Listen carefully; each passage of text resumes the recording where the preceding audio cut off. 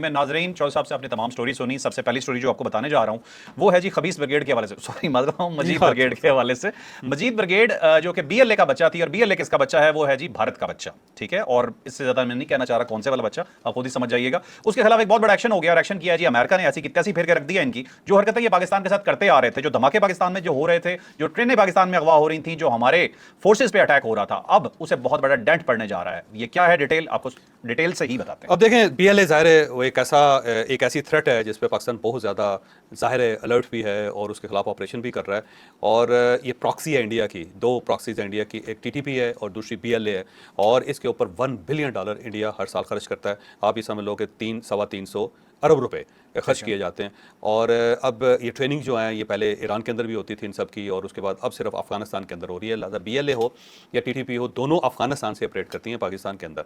और इनके पास वेपन्स भी हैं, फिर इनके पास बारूद भी है, फिर इनके पास अब कॉप्टर्स भी हैं। और वो जो आप ये समझे कि मिसाइल्स लेके या वेपन्स लेके या बारूद लेके जो ड्रोन उड़ सकते हैं वो भी इनके पास है। नाइट विजन भी, नाइट विजन्स भी हैं इनके पास। उनके पास ऐसी राइफल्स भी हैं जिससे ये 7 किलोमीटर दूर से हिट कर सकते हैं। अच्छा। और इसने पाकिस्तान को बहुत नुकसान पहुंचाया है। तो ये जो लोग हैं इनके पीछे सारे इंडिया है। तो अब अमरीकी वजीर महकमा खारजा ने इसको आलमी दहशतगर्द तंजीम करार दे दिया मजीद ब्रिगेड को। उससे पहले पीएलए को 2019 में दहशतगर्द जमात करार दिया गया था। उसके बाद इन्होंने मजीद ब्रिगेड बना लिया, तो मजीद ब्रिगेड जो है उसको भी उन्होंने आलमी दहशतगर्द तंजीम डिक्लेयर कर दिया। और अब ये क्यों किया गया, एक तो ये है कि जो जाफर एक्सप्रेस इन्होंने अगवा की थी उसमें 31 लोग इन्होंने शहीद कर दिए थे।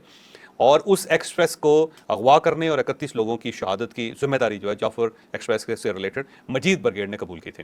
और जब उसने आलमी लेवल पे ये प्रेस रिलीज जारी कर दी कि जनाब हमने किया है, और इसके साथ साथ जो कराची के अंदर इंसिडेंट्स हुए हैं उनकी जिम्मेदारी भी मजीद ब्रिगेड कबूल करता रहा है। तो इन सब चीज़ों ने मिल के पाकिस्तान को मजबूर किया कि इसे इंटरनेशनल फोरम पे पेश किया जाए। तो अभी आर्मी चीफ क्योंकि वहाँ पे गए हुए थे, तो डेफिनेटली उन्होंने वहाँ पे इसके लिए कुछ ना कुछ लॉबिंग की होगी। और हमारा दफ्तर खारजा भी इसके अंदर बहुत ज़्यादा एक्टिव है, वजारत खारजा भी बहुत एक्टिव है। तो बहरहाल ये पाकिस्तान के लिए बड़ी अच्छी खबर है कि अमरीकी महकमा खारजा ने, बल्कि मार्को रूबियो ने खुद इसके ऊपर ट्वीट किए। तो उन्होंने इस जो पाकिस्तान का दुश्मन है उसको उन्होंने आलमी दहशतगर्द करार दे दिया। अब सवाल ये है कि जब आप आलमी दहशतगर्द करार देते हैं तो उसका नुकसान उस जमात को क्या होता है। पहला नुकसान तो ये होता है कि कोई भी आज़ाद मुल्क जो है उसको सपोर्ट नहीं कर सकता। ऐसा नहीं है कि अगर इंडिया की तरफ से कोई सपोर्ट उसको मिल रही है तो उसको एक्सेप्ट किया जाए दुनिया में। और पाकिस्तान ने जिस दिन प्रूफ दे दिए कि ये देखें जी इंडिया से ये साहब आए हैं, ये पैसे दिए गए हैं, ये ट्रेनिंग दी गई है, ये लोग हैं, ये उनकी ऑडियो, ये उनकी वीडियो, तो उसके बाद इंडिया के ऊपर सेंक्शंस लगना शुरू हो जाएंगे, इंडिया को टाइट कर दिया जाएगा। और इसके अलावा और भी कोई मुल्क अगर उसकी सपोर्ट कर रहा है तो वो सारे के सारे मुल्क फंसे आएंगे। इसके अलावा अगर इनके कोई अकाउंट्स हैं वो लोकल हैं या इंटरनेशनल हैं, वो फौरी तौर पर सीज हो जाएंगे, बात दुनिया में किसी जगह पे भी हो। इनको पासपोर्ट्स नहीं जारी किए जाएंगे, कोई भी मुल्क नहीं कर सकेगा, ये इंटरनेशनल ट्रैवल नहीं कर सकेंगे अगर इनमें से कोई शख्स कहीं जाना है चाहता है या कहीं निकल गया है। और अगर उसके पास इंडिया का पासपोर्ट है या अफगानिस्तान का पासपोर्ट है या किसी और जो इनका सपोर्टर मुल्क है उसका पासपोर्ट है, तो जो ये फ्लाई करेंगे तो उनको किसी भी एयरपोर्ट पर गिरफ्तार किया जा सकेगा। और इसके साथ साथ जाहिर है अगर ये अपने हरकतों से बाज नहीं आते तो इनके खिलाफ ऑपरेशन भी किया जा सकेगा। पाकिस्तान अगर ऑपरेशन करता तो पूरी दुनिया में किसी जगह कोई एहतजाज नहीं होगा। और अगर पाकिस्तान ऑपरेशन नहीं करता तो इंटरनेशनल फोर्सेस भी इनके खिलाफ ऑपरेट कर सकते हैं। तो ये एक बड़ा टर्न है इस जो लोकल पॉलिटिक्स है या लोकल रीजनल पॉलिटिक्स है उसके अंदर। तो मेरा ख्याल आने वाले दिनों में पाकिस्तान को बहुत फायदा होगा, इंडिया को इसका नुकसान होगा। और बीएलए जो है ना अब उनके ज्यादा दिन नहीं रहे। चौधरी साहब, इंटरनेशनल जो इस तरह की दहशतगर्द तंजीमें होती हैं उसके खिलाफ तो नेटो भी ऑपरेट कर सकता है। नेटो ऑपरेट कर सकता है। ठीक है, चलें अब चलते हैं जी नेक्स्ट स्टोरी पे। बहुत ही इंपॉर्टेंट स्टोरी। वैसे लोग मजाक करते हैं कि फारूक साहब हर स्टोरी को इंपॉर्टेंट कहते हैं, प्रॉब्लम ये है जी इंपॉर्टेंट होती है तो हम आपकी गोशगुजार कर रहे होते हैं। अच्छा, अब भारत ने पानी बंद करने की धमकी दी थी पाकिस्तान की, तो पड़ गई है उल्टे हाथ की चपेट भारत के मुंह पे दोबारा से। कहां से पड़ी है? एक स्ट्रेट हुक्म आया है। हुक्म क्या है ये आपको डिटेल से बताएंगे। और अब भारत अगर चाहेगा भी तो पाकिस्तान का पानी नहीं बंद कर पाएगा। डिटेल से स्टोरी जानते हैं जावेद चौधरी साहब। और देखिए, इंडिया ने सिंध-ताश मुआहदा मुअत्तल कर दिया था, उसका बाकायदा खत लिखा और उसके बाद उससे पानी बंद करना शुरू कर दिया था। और उससे पहले भी पाकिस्तान प्रोटेस्ट करता रहा आलमी सालसी अदालत के अंदर, आलमी अदालत के अंदर, कि ये जो वर्ल्ड बैंक का मुआहदा था सिंध-ताश मुआहदा उसकी खिलाफ वर्जी है। लेकिन कुछ ज़्यादा सीरियस नहीं लिया जाता था। लेकिन जब इंडिया ने बाकायदा पानी बंद किया और सिंध-ताश मुआहदा तोड़ा तो उसके बाद पाकिस्तान फिर आलमी अदालत है, आलमी सालसी अदालत है, उसके अंदर चला गया डन हैग, जो दी हैग भी उसको कहते हैं, और ये नीदरलैंड का कैपिटल है। तो वहाँ ये अदालत बनी हुई है। तो वहाँ पाकिस्तान ने अपील की और उसका फैसला 8 अगस्त को आ गया। अब ये फैसला उसकी वेबसाइट पर जारी कर दिया गया। उस फैसले के मुताबिक ये है कि ये एक तो फैसला हतमी है और फ्री कैन के लिए लाजम है कि दोनों फ्री कैन ने इसके ऊपर हर सूरत अमल दरामद करना है, इसके अलावा कोई ऑप्शन नहीं है। और इस फैसले में कहा गया है कि इंडिया फौरी तौर पर पानी छोड़े जो उसने पानी रोका हुआ है। और मगरबी दरिया जो पाकिस्तान का हक है, 3 दरिया, इनके अंदर जो पानी है वो बिला बिला रोक टोक जारी रहेगा, किसी जगह इसके अंदर रुकावट नहीं डाली जाएगी। पन बिजली जो है, जो पानी से बनने वाली बिजली है, वो बना सकता है इंडिया, लेकिन वो भी रन ऑफ द रिवर होगी। यानी अगर बहता हुआ पानी है तो आप उसके अंदर टर्बाइंस लगा के आप बिजली बना सकते हैं, लेकिन डैम नहीं बना सकते, रोक नहीं सकते, क्योंकि डैम जब बनाया जाता है तो फिर रोका जाता है पानी को, तो डैम्स नहीं इंडिया बना सकेगा। तो इस के मुताबिक ये है कि जो मुआहदा पुराना है वो उसको इंटैक्ट है वो, और कोई फ्रीक ना पाकिस्तान ना इंडिया उस मुआहदे को तोड़ नहीं सकता। तो ये उनकी वेबसाइट पे आ गया। उसके बाद अब सवाल ये है कि क्या इंडिया इस फैसले को तस्लीम करेगा?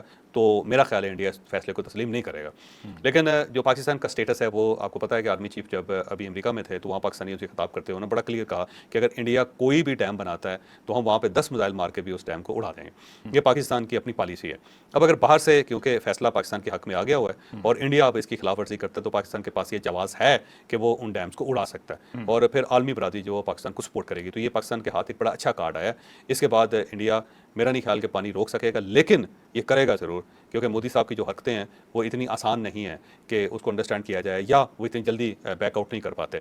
अब देखें ना, उन्होंने वाशिंगटन में अपनी एयर इंडिया की फ़्लाइट्स बंद करवा दी हैं। मोदी साहब, सितंबर से ये फ़्लाइट्स बंद हो रही हैं। तो इससे बड़ी बेवकूफ़ी क्या है कि अगर अमेरिका आपके साथ नाराज़ है तो आप मामला को सेटल करें। सेटल करने के बजाय एरोगेंस की इंतहा देखें कि उन्होंने कहा जी वाशिंगटन जो है ना हमारी अब एयरलाइन नहीं जाएगी, तो उससे अमेरिका को क्या फ़र्क पड़ेगा? इंडिया का अपना लॉस है। अभी देखें पाकिस्तान ने इनकी फ़ज़ाई हदूद बंद की हुई हैं, तो उस वजह से $60 करोड़ इनका नुकसान हो जाएगा एक साल के अंदर, तो मेजर नुकसान है। तो बजाय इसके कि पाकिस्तान के साथ मामला को सेटल करें, एयर इंडिया जो है उसको ज़रा सांस आने दें, बजाय इसके वो क्रैश ही कर जाए, तो उसके बजाय जो है मज़ीद वो हीट को इंक्रीज़ करते चले जा रहे हैं। आज और कल जो है वो ज़ाहिर फ़ज़ाई मशक़ें कर रहे हैं वो, और नहीं पास आ रहे। फिर जो उनका आर्मी चीफ है, जो जिस किस्म की तकरीर उसने करती है, फिर उनका जो एयर चीफ है जिस किस्म की चवल उसने मारते, इन सारी चीज़ों को देखा जाए तो मुझे नहीं लगता कि ये कोई बाज आने वाले लोग हैं।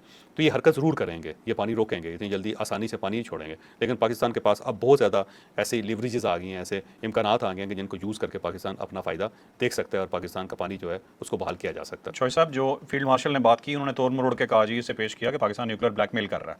उधर से उनका बयान आ गया, पानी रोकने की बात वो पहले ही कर रहे हैं, जंग की बात उन्होंने फिर स्टार्ट कर दी। अब ये जो आलमी जो फैसला आया है सालसी अदालत का, इसने कहा जी पानी आप नहीं रोक सकते। अब अगर पानी रोकते हैं तो जो हमारे आर्मी चीफ ने कहा कि हम डैम उड़ा देंगे, वो तो लेजिटिमेट हो जाएगा। पानी उड़ा सकते हैं, क्योंकि वो तो- अदालती फैसला है। हाँ, अदालती फैसला दूसरी पूरी दुनिया सपोर्ट करेगी। ये ज़हन में रखो कि ये जो है ना एरोगेंस, वो किसी बंदे के अंदर हो या फिर किसी कौम के अंदर हो या किसी माशरे के अंदर हो, तो उसका डाउनफॉल स्टार्ट हो जाता है। इंडिया की बेवकूफ़ी ये है, उसकी हमाकत ये है कि वो मोदी के पीछे लग गए, और मोदी जो है वो एक अजीबोगरीब एरोगेंट आदमी है। उसने गुजरात के अंदर डिलीवर कर दिया था, फिर वो जब वफाकी सतह पे प्राइम मिनिस्टर बना तो उसने ज़ाहिर है अपने बिजनेस कम्युनिटी को बहुत डेवलप किया। इसमें कोई शक नहीं, इंडिया के अंदर बहुत पैसा डेवलप हुआ है, 334 उनके बिलियनर हैं। वही और है बड़ा साहब। अच्छा, इसने उसके अंदर एक एरोगेंस डाल दी, और इस एरोगेंस ने, इस गरूर ने, इस तकब्बर ने पूरे इंडिया का बेड़ा गर्क कर दिया। और आने वाले दिनों में मुझे लगता है कि या मोदी गया या फिर इंडिया गया।